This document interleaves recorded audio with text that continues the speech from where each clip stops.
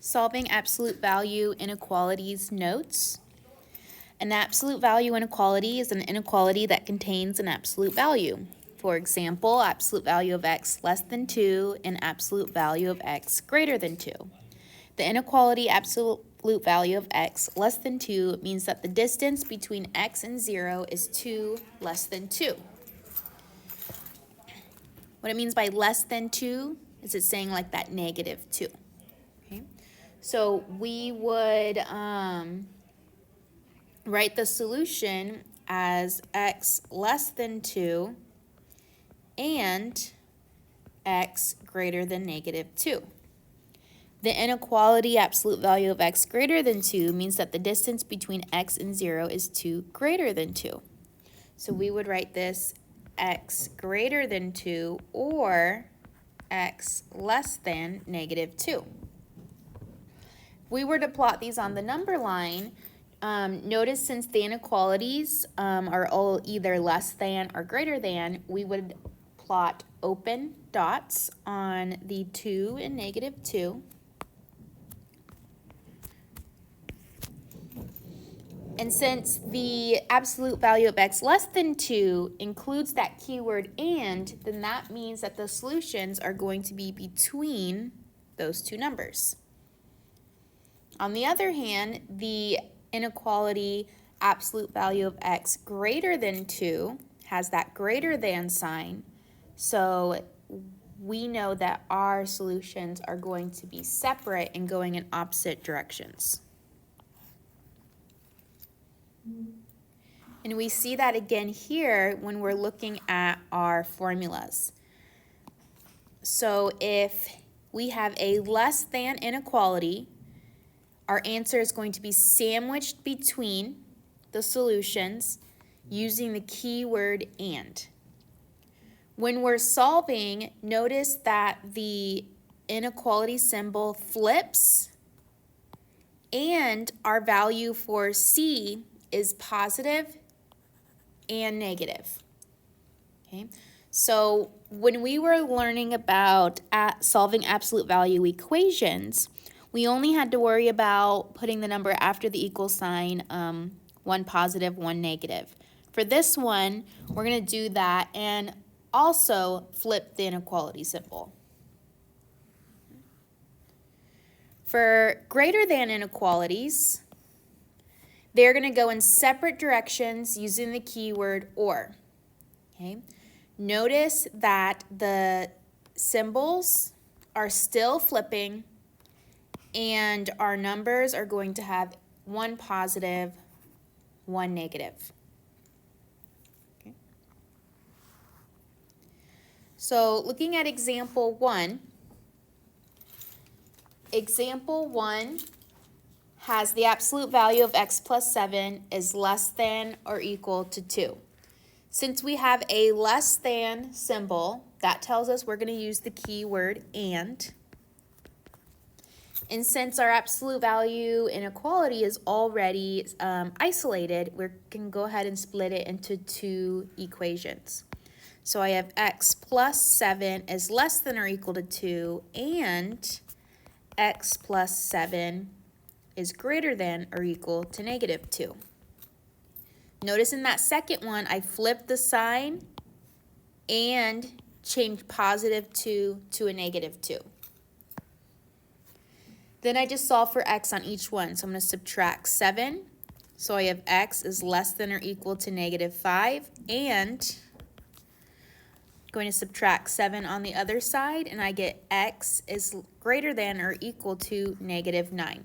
So these are my two solutions that I'm going to then graph on the number line. Remember, we don't need to plot all the points on the number line, just the ones that matter to us. So we have a negative 5 and a negative 9. Negative 9 is smaller, so I'm going to plot that one first. And since both of them are that less than or greater than with that equal to symbol, we are going to use a closed dot on both. And since we had that and, that tells us that our solutions are coming together, so we're going to do a line between them. Okay. Now looking at number 2. Number 2, we have the absolute value of c minus 1 is greater than or equal to 5. Since we have that greater than or equal to symbol, we know we're going to be using the keyword or, which means that our answers are going in separate directions. So splitting this into two equations, I have c minus 1 greater than or equal to 5, or c minus 1 less than or equal to negative 5. Solving for c, I'm going to add 1 to both sides, so I have c is greater than or equal to 6. And then on the other side, if I add 1, I have c is less than or equal to negative 4. So these are my two solutions that I'm then going to graph on a number line. And I'm going to put my smallest number first, so negative 4, and then my largest one, 6. Since both of them have the equal to symbol, they are going to be closed dots. But that or tells us that they are going to go in separate directions.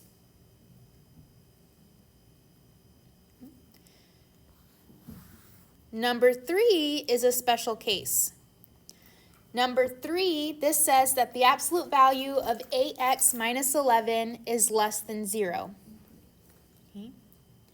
We know that absolute values can never be less than 0, because if we're implying something is less than 0, then that is telling us that that is a negative number, and the absolute value can never be negative. So I'm going to write absolute values will never be less than 0, since less than 0 implies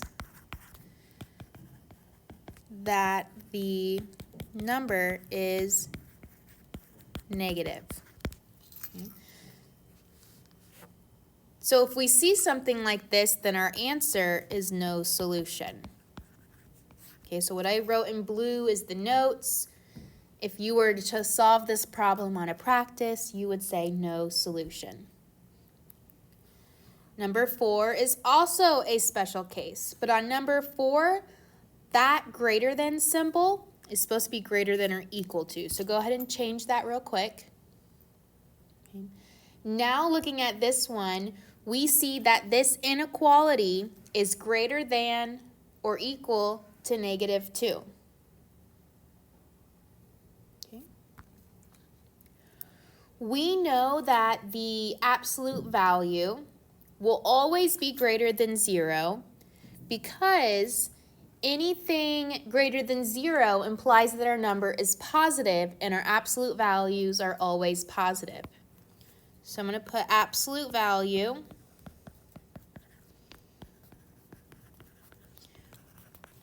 will always be greater than and equal to 0. If that's the case, then our answer is all real numbers.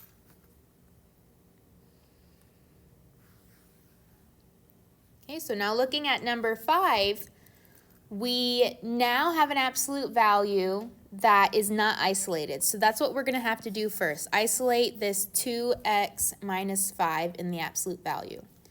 So the first thing we're going to do is subtract 1 from both sides. So we have 4 absolute value 2x minus 5 is greater than 20. Then I'm going to divide both sides by 4, and I get absolute value of 2x minus 5 is greater than 5. Okay. Now that this absolute value is isolated, we can pay attention to this inequality here. Since it is greater than, we know that they are going to go in separate directions, which means we're using the keyword or. So if I make my two separate equations, I'm going to have 2x minus 5 is greater than 5, or 2x minus 5 is less than negative 5.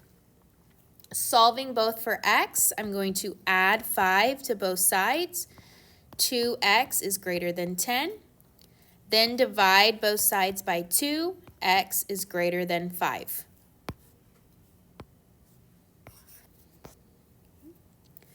Then on the other side, I'm going to add 5 to both sides, and then I get 2x is less than 0. Divide both by 2, I get x is less than 0. Which means on my number line, I'm going to be plotting my smallest number 0 and then my larger number 5. Or tells us that they are going to be going in opposite directions, and since it is just less than or greater than, we know we're going to have an open circle. So open circle going in separate directions. Now let's look at number 6. Number 6, my first step is to isolate my absolute value.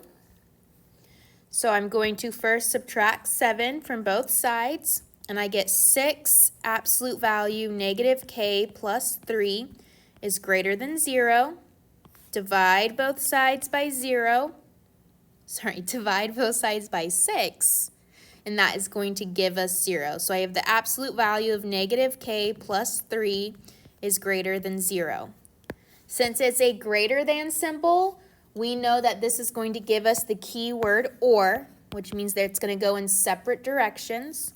So splitting this into two equations, I have negative k plus 3 is greater than 0, and negative k plus 3 is less than 0. So solving for k, I'm going to subtract 3 from both sides, and I get negative k is greater than negative 3. And then divide both sides by negative 1, and I get k is less than 3. Remember, when we multiply or divide by a negative number, our inequality is going to flip. Okay, so I'm going to put off right here, flipped since divided by a negative number. And then on the other side, we're going to see that again. So I'm going to subtract 3, and I get negative k is less than negative 3. Divide by negative 1, k is greater than 3. Now that I have my solutions, I am going to do my number line. And notice that the only number here I'm going to plot is 3. And since it does not have an equal sign on the inequalities, it is going to be an open dot. And then the or is telling us it's going in separate directions. So if we look at this number line, it looks like that the only number that is not included is 3. So another way to look at this answer is saying that this is all real numbers except the number 3.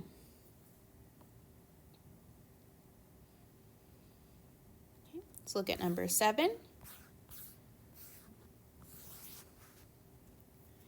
Okay, number 7, our first step is to isolate our inequality, our absolute value. Isolate our absolute value. First thing I'm going to do is add 2 to both sides, and I get 2/3 absolute value for v plus 6 is less than or equal to 12. And then in order to get rid of that 2/3, I'm going to have to multiply both sides by the reciprocal of 2/3, which is 3/2. Okay. Notice on the other side, over here by the 12, I went ahead and put 12 over 1 to make it a fraction. So now I have a fraction being multiplied by another fraction. When I multiply by the reciprocal, 3/2 times 2/3 is going to end up canceling out because it's going to turn to the value 1. Okay, so this is gone. And then on this side over here, I am able to simplify my fractions since I'm multiplying and simplify on the vertical. Okay, so I have a 12 and a 2, which can be reduced to a 6 and a 1. And if I was to multiply across, 6 times 3 is 18. 1 times 1 is 1. This is the same as just saying 18. Okay. So now I have the absolute value of 4v plus 6 is less than or equal to 18. This less than or equal to symbol tells us that we have the keyword and. Okay, so our solutions are going to come together on the number line. So separating this into two equations, I have 4v plus 6 is less than or equal to 18, and 4v plus 6 is greater than or equal to negative 18. So I'm going to subtract 6, and I get 4v is less than or equal to 12. Divide by 4, and I get v is less than or equal to 3. And if I do the other side, I'm going to subtract 6. I get 4v is greater than or equal to negative 24. Divide by 4, v is greater than or equal to negative 6.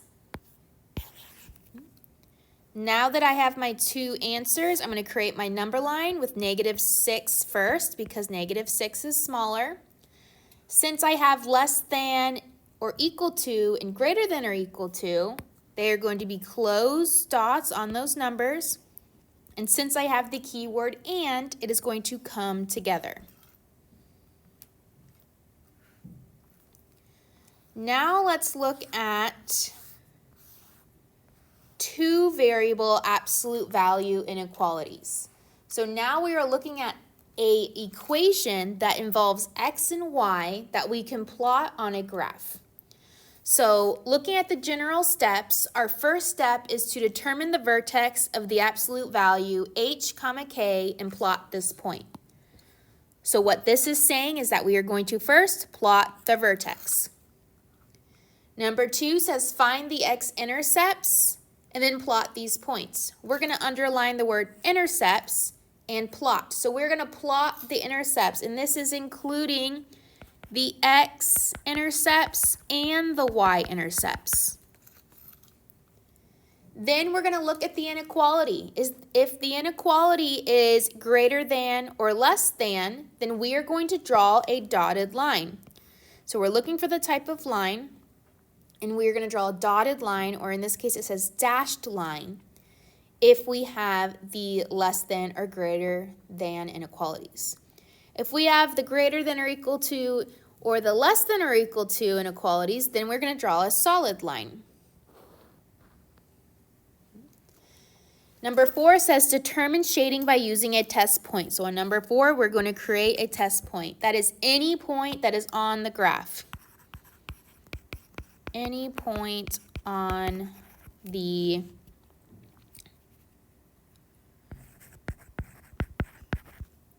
graph. If the test point is true, we're going to shade where the point is. If the test point is false, then we're going to shade where the point is not. So if it's true, we're going to shade with. If it's false, we're going to shade without. So we're going to follow these steps, and we're going to do 8, 9, and 10. So on number 8, our first thing we have to do is find the vertex so we can plot it. If you remember, we did the vertex form of absolute value, and that is y is equal to a absolute value x minus h plus k, where h and k is the vertex. So looking at our problem here, our vertex is 2, negative 1. And that's because we always have to look at the opposite of what this number is. Okay, now we can find the y-intercept. Okay, and we find that by plugging in 0 for x. So I have y is equal to 3 absolute value, 0 minus 2 minus 1. If we simplify this, this becomes 3 times 2 minus 1, which gives us 5. So my y-intercept is 0, 5. Now I'm going to find my x-intercept. And I find my x-intercept by plugging in 0 for y. So 0 is equal to 3, absolute value x minus 2 minus 1. I need to get my absolute value by itself, so I'm going to add 1 to both sides. So I get 1 equals 3 absolute value x minus 2. Divide both sides by 3, I get 1/3 is equal to absolute value of x minus 2. Then I can divide this into two equations. Okay. I have my first equation, 1/3 is equal to x minus 2, and then negative 1/3 is equal to x minus 2. I want to keep everything as a fraction, so before I continue further, I'm going to turn these 2's into a fraction that has a 3 in the denominator. So that would be 6/3. Okay, which is the same thing because 6/3 is the same as 2. 6 divided by 3 is 2. So I'm going to add the 6/3 over to the other side. And so I have 1/3 plus 6/3, which gives me 7/3. So that's my first answer. Then I'm going to add 6/3 to the other side over here, and I have negative 1/3 plus 6/3 is equal to 5/3, which means that my x-intercepts are 7/3, 0, and 5/3, 0. So now that I have my vertex, my y-intercept, and my x-intercepts, I'm going to go ahead and plot all these points on my graph. So I have 2, -1, 2, -1. I have 0, 5, and I have 7/3, which is a little after 2, and 5/3, which is a little after 1. And then since my inequality is less than or equal to, I am going to have a solid line to create my absolute value function. Now what I'm going to do is I'm going to pick a test point to figure out which way I need to shade. So this is determining my shading. Okay. So the test point I'm going to pick is -2, -4. And remember, this point is whatever point you want to choose. If you wanted to choose -8, -8, you do that. If you want to choose -6, 4, you do that instead. We are just picking any point on this graph. So -2, -4 is right here. So we are going to see if we are going to shade where this point is or shade where the point is not. Okay.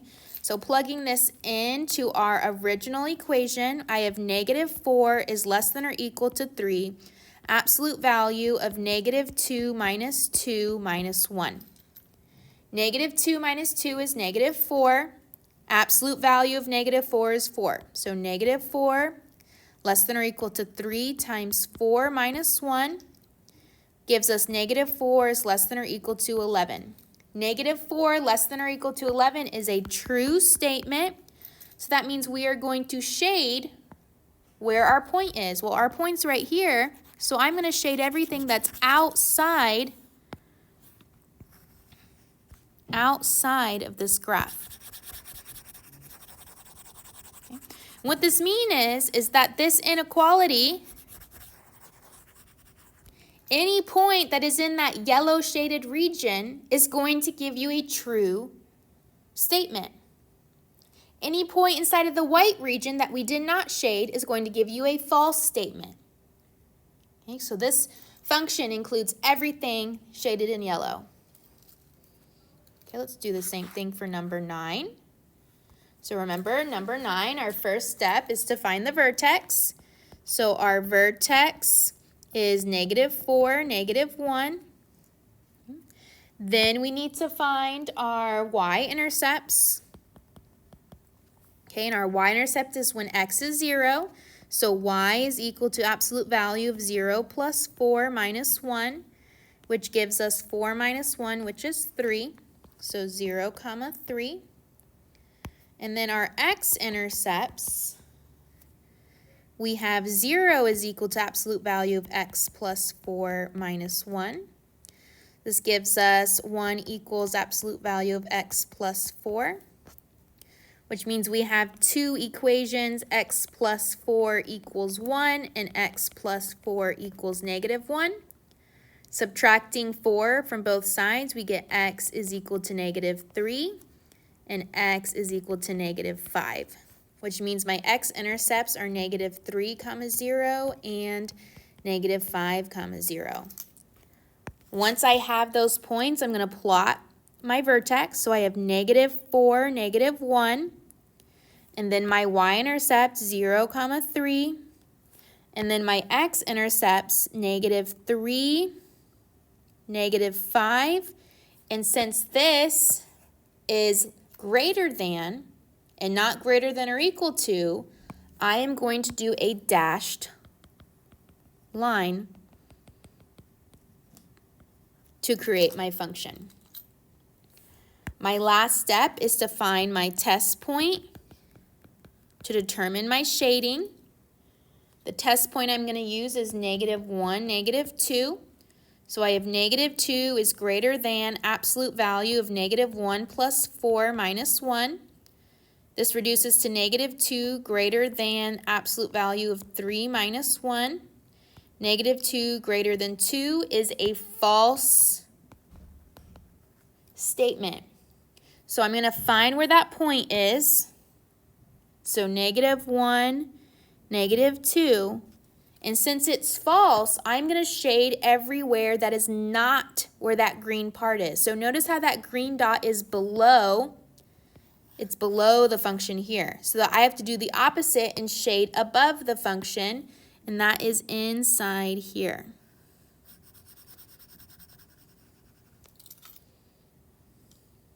Okay. And then lastly, number 10. Again, our first step is to find the vertex, which is going to be 4, negative 1. And then I'm going to find my y-intercept, which is y equals negative absolute value 0 minus 4 minus 1. This gives me negative absolute value of negative 4 minus 1, which equals negative 4 minus 1, which equals negative 5. So I have the point 0, negative 5. Okay. So before I find my x-intercepts, I want us to plot these 2 points. Okay, so I have 4, negative 1, that's my vertex, and my y-intercept 0, negative 5 right here. Notice that since this function is negative, that means my absolute value function is going to point down. So if it's pointing down, it's not going to cross the x-axis. So that means I do not have any x-intercepts. And if I look at my inequality here, this is greater than or equal to, which means when I create my line, it's going to be a solid line. So notice when I create this line, I am never crossing the x-axis, which means I do not have any x-intercepts. Okay. Last thing is to do my test point. My test point, I'm going to choose 2, comma 2. So I have 2 greater than or equal to negative absolute value of 2 minus 4 minus 1. 2 greater than or equal to negative absolute value of negative 2 minus 1. 2 greater than or equal to negative 2 minus 1. 2 greater than or equal to negative 3. That is a true statement. So I'm going to plot the point 2, comma 2. And since it's a true statement, I'm going to shade where that dot is. Notice how that dot is above my function. So I'm going to shade all of this here.